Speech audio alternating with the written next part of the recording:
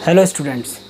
तो आज अपन पढ़ने वाले हैं ज्योग्राफी का फर्स्ट चैप्टर 9th क्लास का, इंडिया साइज़ एंड लोकेशन। चाहे ये चैप्टर आपके लिए नया है, लेकिन ये चैप्टर आपके लिए अननोन नहीं है। आपने कहीं ना कहीं अपने देश के बारे में, अपनी कंट्री के बारे में कुछ सुना होगा, ठीक है, कुछ ना कुछ जानकारी ली होगी, ठीक है। बस 2 मिनट मैं चैप्टर अभी स्टार्ट कर देता हूँ तो सारी चीज़ें आपकी शुरू हो जाएंगी, लेकिन 2 मिनट में पहले का तुम्हारा थोड़ा सा ओवरव्यू क्लियर कर लूँ, जिससे जो चीज़ें आपने पहले पढ़ रखी हैं, मैं ये नहीं बोल रहा हूँ कि पिछले 2-3 सालों का पूरा ज्योग्राफी में अभी 2 मिनट में बता दूँगा, ऐसा नहीं है। मेरा कहने का मतलब है कि जो इस चैप्टर से रिलेटेड चीज़ें आपके लिए इम्पॉर्टेंट हैं, जो पहले आपने पढ़ रखी हैं, वो अभी आप बस 2 मिनट में अच्छे से सुनना, ठीक है। अगले 10-15 मिनट में ये चैप्टर कंप्लीट हो जाएगा।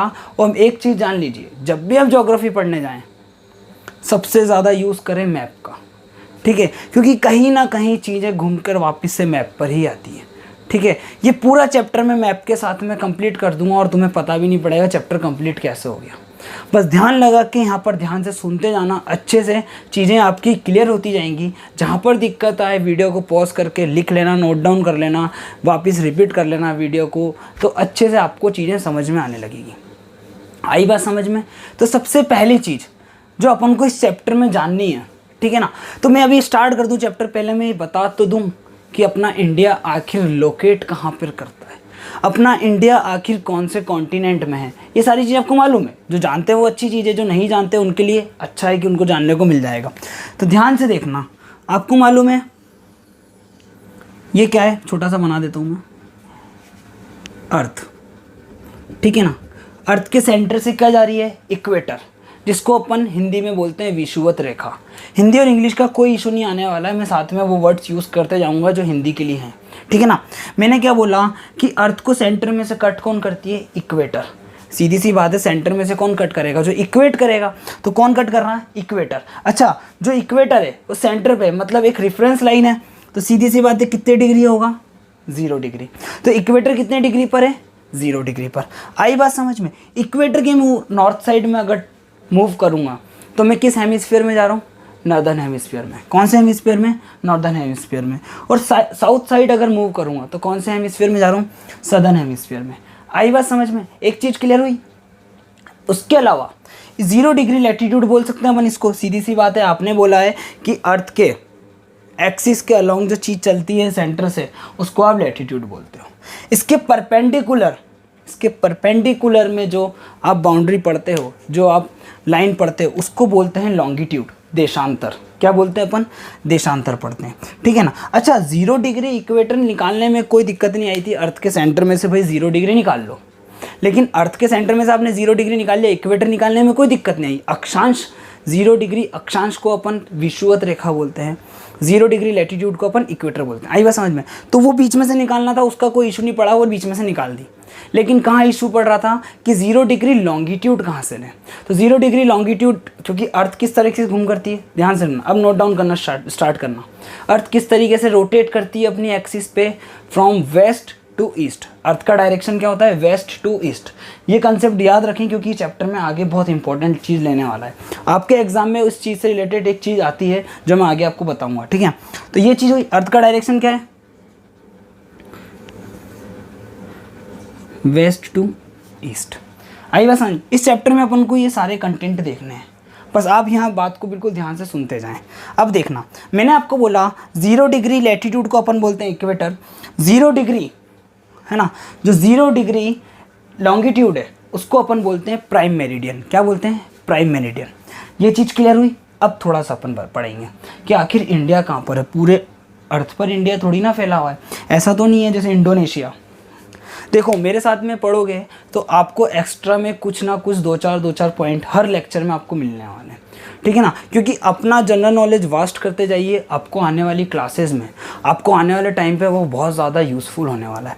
तो मैंने बोला जैसे कि इंडोनेशिया जो कंट्री है ना बेटा, वो पूरा आइलैंड कंट्री, मतलब द्वीपीय देश है ना। वो छोटे छोटे आइलैंड से मिलके बना है, ठीक है ना। और आपको मैं बता दूँ कि वो कितने आइलैंड से मिलके बना है, उसकी काउंटिंग है 13,000 द्वीपों से मिलकर इंडोनेशिया देश का निर्माण हुआ है। आई बात समझ में? तो इस तरीके से भारत ऐसा नहीं है, भारत कोई द्वीपीय देश नहीं है ना। भारत जिस कॉन्टिनेंट में आता है उस कॉन्टिनेंट का नाम क्या है,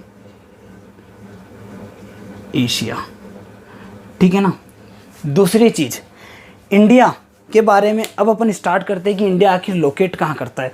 मैंने आपको क्या बोला कि ये इक्वेटर के ऊपर गए नॉर्दर्न हेमिस्फीयर, है ना। इंडिया जो है बेटा यहाँ पर लोकेट करता है। अगर इधर गए तो इंडिया कहाँ पर है, नॉर्दर्न हेमिस्फीयर में। और 0 डिग्री लॉन्गिट्यूड के हिसाब से देखें, प्राइम मेरिडियन के हिसाब से देखें, है ना, तो इंडिया किस तरफ है, ईस्टर्न हेमिस्फीयर में। तो इंडिया की लोकेशन क्या हो गई, नॉर्थ ईस्टर्न हेमिस्फीयर, ठीक है ना। कोई दिक्कत नहीं है, सारी चीज़ें आपको क्लियर होती जाएंगी कि क्या है, इंडिया की डायरेक्शन क्या हो गई, इंडिया की लोकेशन क्या हो गई, नॉर्थ ईस्टर्न हेमिस्फीयर। अच्छा, अब दूसरा पॉइंट जो आपके लिए इंपॉर्टेंट है, 0 डिग्री से ऊपर गए तो भी डिग्री बढ़ेगी, नीचे जाएंगे तो भी डिग्री इंक्रीज होगी, तो भी डिग्री बढ़ने वाली है, ठीक है ना। मैं अब अपन इंडिया की लोकेशन की बात करने वाले हैं, ठीक है ना। मैं बोला कि ये लैटिट्यूड के अकॉर्डिंग बढ़े, किसके अकॉर्डिंग बढ़ रहे हैं अपन, लैटिट्यूड के अकॉर्डिंग बढ़े, और जैसे ही लैटिट्यूड के अकॉर्डिंग अपन बढ़े तो इंडिया के सबसे सदर्न पॉइंट पे अपन टच हुए। जैसे ही लैटिट्यूड के अकॉर्डिंग बढ़े तो इंडिया के सबसे सदर्न पॉइंट पे टच हुए, तो कोई ना कोई डिग्री पे टच हुए होंगे अपन। और वो जिस डिग्री पे टच हुए वो कितनी डिग्री है, 8 डिग्री 4 मिनट। अच्छा, 8 डिग्री 4 मिनट लिखो अभी, और एक कंसेप्ट बताऊंगा। फिर जैसे जैसे बढ़ते गए भाई, मेरी बॉडी पैर से लेके यहाँ तक, मैंने पैर 0 मान लिया, तो आते आते मेरी बॉडी का कितना सेंटीमीटर हाइट है, कितने इंच हाइट है, मैं वो बढ़ते जाएगा, ठीक है। तो 8 डिग्री 4 से मैं ऊपर आते गया और यहाँ पर आकर मैं रुका, ठीक है ना। तो 37 डिग्री 6 मिनट। तो इंडिया का एक्सपांशन कहाँ से स्टार्ट हो गया, 8 डिग्री 4 से 37 डिग्री 6 मिनट तक। और कौन सा एक्सपांशन, लैटिट्यूडनल एक्सपांशन। आई बात समझ में। अच्छा, आपने लैटिट्यूडनल एक्सपांशन बात कर ली, आप किस तरफ आए हो, इक्वेटर के नॉर्थ में, तो 8 degree 4 minute north, 37 degree 6 minute north. आई बात समझ में। अब आप बोलोगे कि ये तो साउथ का पार्ट है इंडिया का। अरे भाई, अपन तो ग्लोब के हिसाब से बात कर रहे हैं, अपन तो अर्थ के हिसाब से बात कर रहे हैं ना। तो अर्थ के हिसाब से, तो इक्वेटर के हिसाब से तो इंडिया टोटली कहाँ पर है, टोटली इंडिया कहाँ पर है, संपूर्ण तरीके से भारत किस दिशा में अवस्थित है, उत्तर पूर्वी गोलार्ध में, नॉर्थ ईस्टर्न हेमिस्फीयर में। आई बात समझ में। अब मैंने बोला लैटिट्यूडनल एक्सपांशन पढ़ लिया भाई आपने, क्या है, 8 degree 4 minute north to 37 degree 6 minute north, ठीक है। लिखते जाना है, बिल्कुल आपको नोट डाउन करते जाना, वीडियो रिपीट कर लेना, पॉज कर लेना, कोई दिक्कत नहीं है, ठीक है ना। अब अपन लॉन्गिट्यूड एक्सपांशन की बात करेंगे। ये देखो, मैंने बोला आपकी प्राइम मेरिडियन है, ये 0 डिग्री लॉन्गिट्यूड है, इसके हिसाब से इंडिया ईस्ट में है। अच्छा, इसके हिसाब से इंडिया ईस्ट में है, तो इधर आते गया डिग्री क्या हो रही है, ये 0 डिग्री है भाई। अब डिग्री वापस इधर भी बढ़ेगी, उधर भी बढ़ेगी, इधर डिग्री बढ़ रही। जैसे ही मैं इंडिया के सबसे वेस्टर्न पार्ट पे टच हुआ, तो मेरी मुलाकात हुई 68 डिग्री 7 मिनट ईस्ट से। सीधी सी बात है भाई, आप बोलोगे तो वेस्ट पार्ट है। अरे भाई, इंडिया टोटली कौन से हेमिस्फीयर में, नॉर्थ ईस्टर्न हेमिस्फीयर में, आई बात समझ में। तो क्या हुआ, 68 डिग्री 7 मिनट ईस्ट। फिर डिग्री बढ़ती गई, और जैसे ही मैंने सबसे लास्ट पॉइंट को टच किया तो इंडिया का एक्सपांशन कहाँ खत्म हुआ, 97 डिग्री 25 मिनट ईस्ट। तो इंडिया का एक्सपांशन 68 डिग्री 7 से 97 डिग्री 25 मिनट ईस्ट तक है, ठीक है।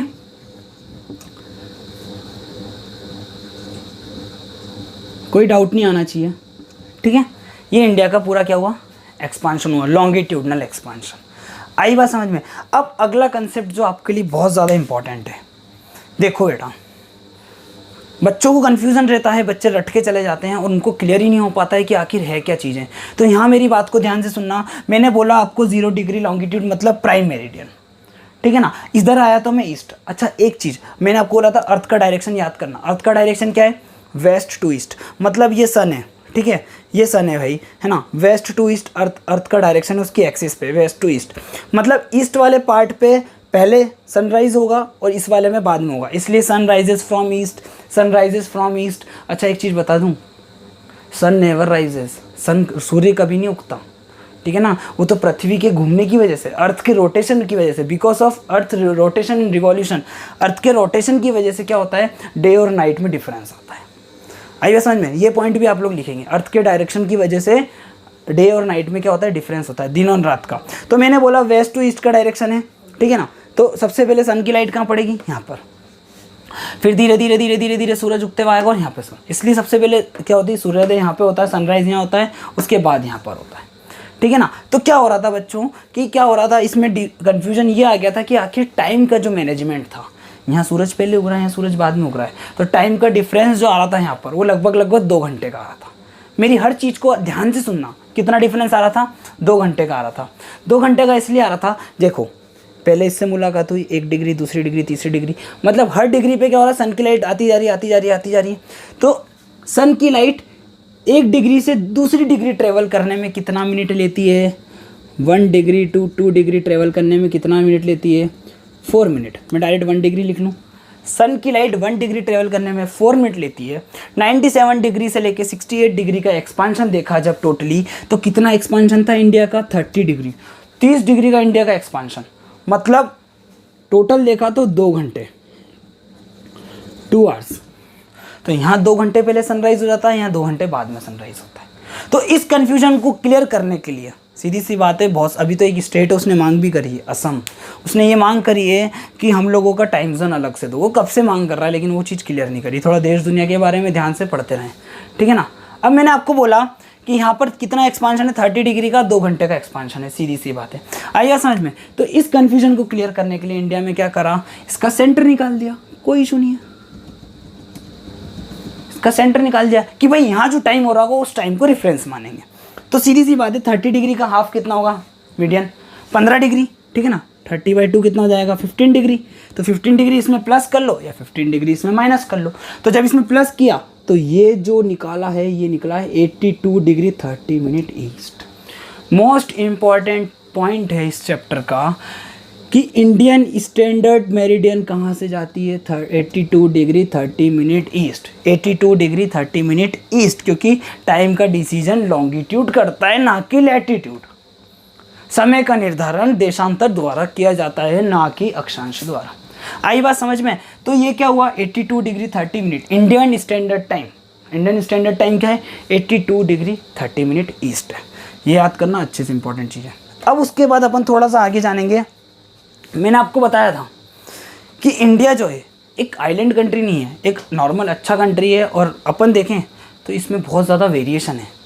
उस वेरिएशन को आप आने वाली आगे की क्लासेस में पढ़ेंगे, ठीक है ना। उसके पहले आपको ये जानना होगा कि आखिर इंडिया का एरिया क्या है। तो एरिया जानने के पहले ये जान लो कि India is the 7th largest country, 7वां बड़ा देश, दुनिया का 7वां बड़ा देश है इंडिया। मतलब इससे पहले भी 6 कोई बड़े देश होंगे, और वो 6 बड़े देश कौन कौन से हैं, वो 6 बड़े देश याद करने का तरीका बताता हूँ। देखो, सबसे पहले रूस, ठीक है ना, रूस के बाद आप इधर आएंगे कनाडा। देखो रूस एशिया में है, रूस के बाद रूस इधर है, रूस के बाद आप इधर आए कनाडा, कनाडा के बाद वापस आप इधर आओ, ठीक है ना, चीन, ठीक है ना, सॉरी अमेरिका, यूएसए, कनाडा के बाद यूएसए, मतलब ऐसे ट्रेवल करना है आपको, ठीक है ना। रूस के बाद क्या है, कनाडा, कनाडा के बाद यूएसए, ठीक है ना, यूएसए यहाँ पर, ठीक है ना, यूएसए के बाद चीन, यूएसए के बाद क्या आया बेटा, चीन आया। अब चीन के बाद यहीं पे थोड़ा रुकना, ब्राज़ील, चीन के बाद क्या आया, ब्राज़ील, और ब्राज़ील के बाद ऑस्ट्रेलिया, और ऑस्ट्रेलिया के बाद इंडिया। तो 1 2 3 4 5 6 7 आई बात समझ में। तो इंडिया का 7th लार्जेस्ट एरिया है, और इंडिया का कितना एरिया कितना है वैसे तो देखना है अपन, 3.28 मिलियन स्क्वायर। इसको मैं रब कर रहा हूँ, आप लोग रिपीट करके देख लीजिएगा, मिलियन स्क्वायर किलोमीटर। यहाँ तक आपको चीज़ें क्लियर हुई। अब देखना, अपन थोड़ा सा आगे देखेंगे। मैंने आपको बोला कि क्या है, ये इक्वेटर हो गया, ये प्राइम मेरिडियन हो गया, ठीक है ना। अब देखेंगे अपन नेबरिंग कंट्रीज़ के बारे में। अब इंडिया की लोकेशन आपने देख ली, इंडिया का क्या है भाई, ठीक है ना। अब अपन बात करेंगे नेबरिंग कंट्री, मतलब पड़ोसी देश। इंडिया के, भारत के पड़ोसी देश। भारत के कुल कितने पड़ोसी देश हैं, याद करने का तरीका 7 + 2, 7 और 2, ठीक है ना, 10 मिनट, है ना। 7 और 2 आई बात समझ में। तो 7 जो कंट्री हैं वो कौन कौन सी है।